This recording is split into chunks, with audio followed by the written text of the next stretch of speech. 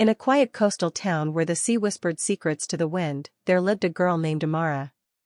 Every evening, as the sun dipped beneath the horizon and the sky turned shades of orange and purple, a mysterious breeze would flow through the town.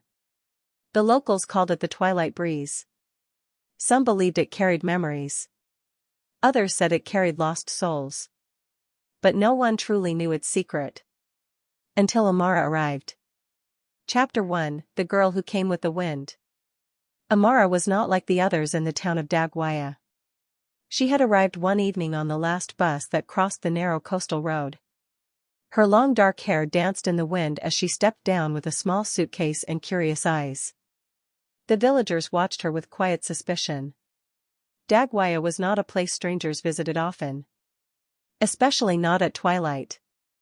The old fisherman Mateo noticed her first. Sitting on the pier repairing his fishing net, he saw the girl staring out at the ocean as if she were searching for something. "Looking for someone?" he asked. Amara smiled softly. "Maybe, or maybe I'm looking for something I lost." Mateo chuckled. "Everyone who comes here is looking for something."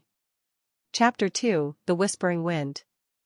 That night Amara stayed in the town's only inn, a wooden house run by a kind woman named Lola Serena. Before going to sleep, Lola Serena warned her. "Whatever you hear tonight, don't follow the wind." Amara laughed politely. But she didn't understand. At midnight, the breeze arrived. It slipped through the window like a gentle ghost. And with it came whispers. Soft voices. Broken memories. Amara sat up in bed. The wind was calling her name. Chapter 3: The Path to the Cliff. Without realizing it, Amara stepped outside. The village streets were empty. The twilight breeze guided her through narrow paths toward a high cliff overlooking the sea. There she saw something impossible. A young man standing near the edge. His clothes moved with the wind, and his eyes reflected the moonlight. He Luke. And according to him, Amara once lived in Dagwaya many years ago when she was a child. They had been best friends. Every evening they met on the cliff to watch the sunset. And one day, Amara promised something. She promised she would return. But she never did. Chapter 5: The Tragedy. Kale told her the story the town never spoke about. Years ago, during a violent storm, a boat carrying several fishermen sank near the cliffs. Among them was Kale's father. The entire town mourned. But the tragedy didn't end there. That same night, Kale disappeared. Some believed he ran away. Others believed the sea had taken him. But the truth was far stranger. Kale had become part of the Twilight Breeze. Chapter 6: A Spirit Bound to the Wind. Kale explained the curse. Long ago, the town was built on sacred land. According to legend, when someone dies with an unfinished promise, their soul becomes tied to the wind that passes through Dagwaya at twilight. Kale was trapped between worlds. Not fully alive. Not fully gone. He had waited years for Amara to return.